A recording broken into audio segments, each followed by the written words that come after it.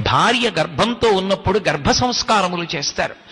ఆ గర్భంలో ఉన్న జీవుడు ఎవరొస్తున్నాడో తెలియదు. ఒక్కొక్కసారి శత్రువు పుత్రుడుగా వస్తాడు బాధ పెట్టడానికి, కొడుకుగా వచ్చి ఏది మాట వినడు.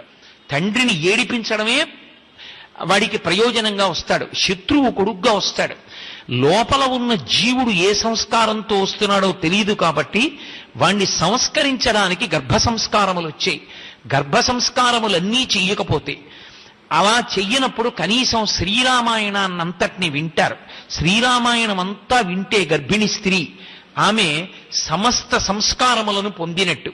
దాని వలన ఉత్తముడైన వాడు వంశానికి కీర్తి తెచ్చేటటువంటి కొడుకు పుడతాడు.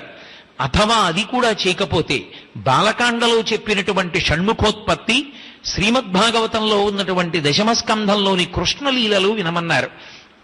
అవి రెండూ విన్నా కూడా ఉత్తముడైనటువంటి కుమారుడు జన్మిస్తాడు అని.